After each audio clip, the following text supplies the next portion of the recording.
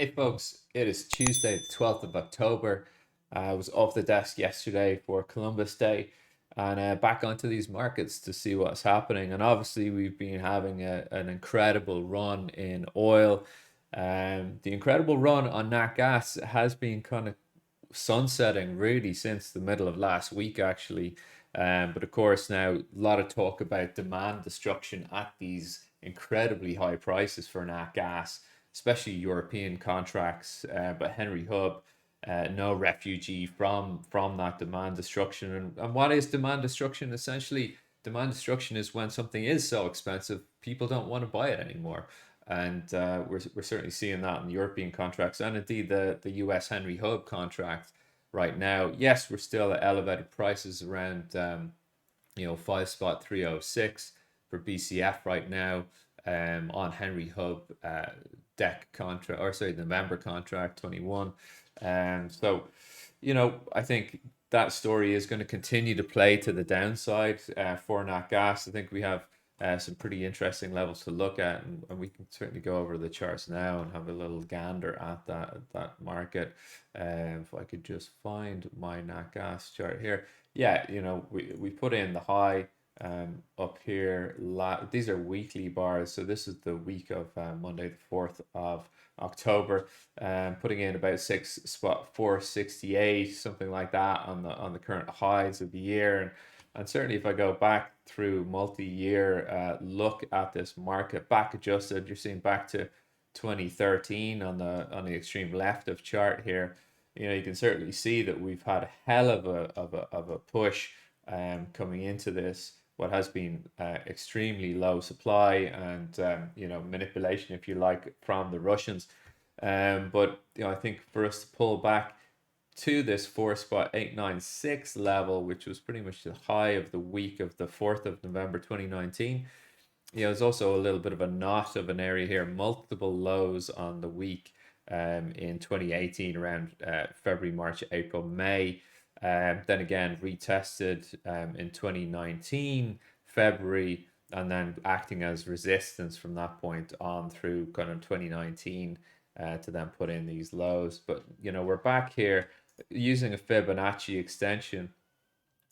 We can kind of go from the lows of last year to the highs of this year, and you see this 318 level, which is, for most of you who know about Fibonacci's, this is quite the level for trading. The 30, what is it, 38.2, I think is the official, 38.2. So that's coming in around 4 spot 876 on this market, and confluent with the high of that week of the 4th of November 2019. So I do like this market to have a test back to here, find a footing, and then potentially drive back on up if this cold winter does transpire. I think it's way too early to call this picture. We don't have Nord Stream 2 coming online. We don't have the Russians saying, yeah, on this date we are going to resupply the European markets. We don't have that, right? So I think people talking about, demand destruction being present in the market, fine, we can come off quite a bit, but I certainly don't think we're out of the woods of higher gas prices, right? So just, a little note there on nat gas. Looking across to the Nasdaq, well, really, let's look at the daily here on this picture. You can see it was interested in this area 14703s. It was quite the level to come into play here on. Let me just tidy this up. Yeah, really there at about, well, actually Monday, yesterday, sort of the open on trade was in Asia Pac support, came down, tested, broke, and then took a nice bid there, 1 o'clock and all the way through the open, which was a big opening drive to go on up and test 14,876, which is that kind of high here from the 7th of July, 12th of July. Nice area to there to look at, and then to be maybe looking to get net short on that down to what we've put in this morning. So we're currently flat on the session, probably been down about 0.3% on Nasdaq. It's going to be testing 14703s as resistance. But overall, I think the greater context has been this uptrend that we're in the Nasdaq. For these levels, do look at my other pre-US videos. So I think the context is we found support here 3 days in a row. I think, the pullback may be over now on the downside, and let's just keep going up. Is this the day where we push above the 14,987s? I don't know. I don't think so. We do have CPI to come tomorrow out of US data. We have Fed minutes as well tomorrow, but that's not going to be really interesting. It's just a release of the minutes. There's no meeting there scheduled, and so we're looking forward then down the line on policy to November. So the November meeting. And is this market going to take avail of that? Yeah, I think it will to the upside until that meeting. How do we make money on this today? I, I'd like to see this market push above and then make a footing out of the 14,703s again, to then look for the long continuation up to test at least on the 20 EMA above. Looking across the rest of these markets, SPOOs, I think it's similar story for the rest of these markets. You can see low of day here. Was that low the 22nd of September? I haven't touched these charts actually since last Friday. The 22nd of September support 43.21 and a quarter on the lows. I think we're working our way back to this 43.74 and a half and the 20 EMA on the upside. And then, I don't really know. I think the market is quite neutralized here, so I don't really have any decent levels to trade right now on that. But just to make you all aware of what this market is doing in the pre-market, the Dow a little more interesting, and it is a laggard across them. So let's see, yeah, okay. If you could close that door, thanks. Um, so yeah, I think on the Dow, we're 100 EMA supportive. S1 came into trade. We've been looking at this area here, really the lows of last Tuesday, sort of double tests here, and just could not sell down. Great support, then great resistance found here, 34,354. So I do want to pay attention to this whole zone. And really, if we are going to see higher prices, I wouldn't mind this market getting away from me on the longs, pulling back, find a support here, and then pushing on, getting involved then after the push above and getting involved in the pullback to this area. But, for me, I think there's certainly a trend here to look at, a bit of this activity, and you could easily, wait for the short here, push below, pulls back up to the S1, take the short, and look for a breakdown here. We have a couple of nuggets of information to use in wanting to get that short. You want a high quality breakdown. You don't want a really slow, horrible breakdown here, and it just takes 2 or 3 candles to break down through this area. That's probably not going to be an optimal situation to look for the short.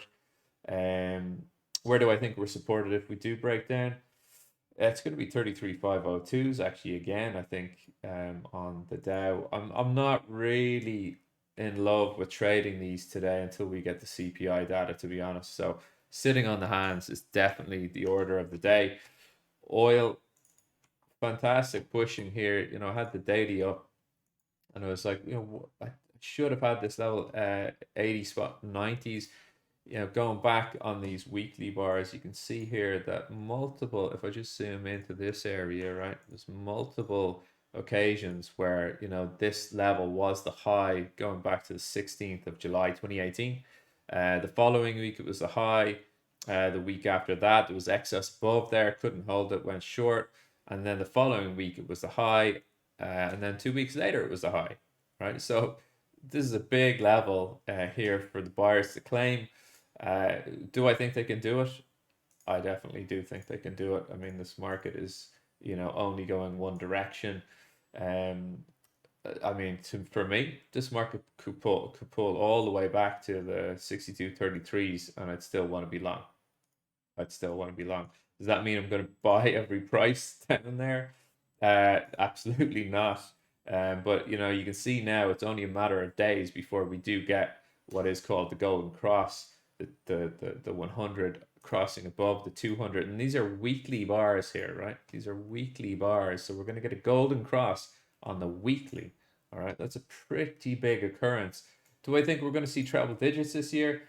I do actually. I think, well, this year we've only got like a couple of months left. Maybe not this year, but I think certainly into the springtime. I think the demand is going to be aggressive versus the amount of supply that is available on this market in general. So yeah, that's me for oil. What do I see for today? I think we can get higher even above the 80 spot 90s. If we break down on the lows of day, I don't really want to be a buyer until we look at S1 79.19s, and that's really the long and short of it. And I don't want to be looking for net shorts in this market.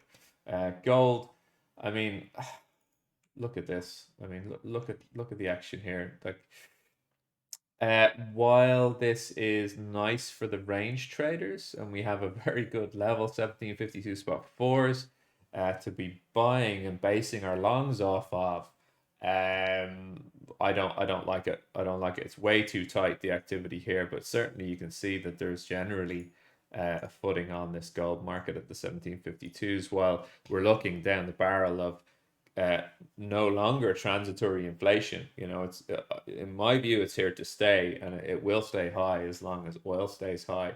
Um, you know, so yeah, I think that's why we're camped out here on gold. However, it is kind of battling with the real yield. So if these bonds manage to make new lows in the month, for example, you are going to see oil getting dragged under with that. Of course, the real yield has an inverse correlation with gold. So you know, don't get caught on the wrong side of that correlation. So that's why, you know, I mean, gold is only appreciated about 9% or something. Actually, I think it's just a really terrible trade this year, compared to years gone by. Euro and the dollar, I think, yeah, there's not much to talk about here at the moment. I will talk about this further, but I basically I think we can hold 15,645s and get into higher prices. I'll show you gold or euro on the weekly bar. You can see here on the weeklies coming into that support on the high of the 8th of June, and it has put in this support in this area. So, you know, I do like it now. 15,645s. If you do get it again, I would chance a long here. I had been shorting this down into this area from pretty much the breakdown of the area. I'll show you on the 60-minute. Yeah, here you go. So this is like shorting this thing back on the 29th of September, target down here, and sure enough, we did hit into that 10 a.m. on the 6th of October. So good trading there. And now I think consolidation, buyers consolidating, but a little bit of a bear flag forming here, I have to say. A little bit of this activity. So, you know, we don't want to be seeing that if we want to be long. Yeah, so, but again, I'm sitting on my hands. I'm not really too interested in taking a trade on the euro at the moment. Okay, that's it for me for today. Please do feel free to reach out to me in the chat room if you got any queries or questions. And if you're watching this on YouTube the day after it's released, um, please do reach out to us, duggancapital.com, and sign up or click subscribe and hit all the buttons, all that stuff. All right, have a good session. I'll talk to you soon. Cheers.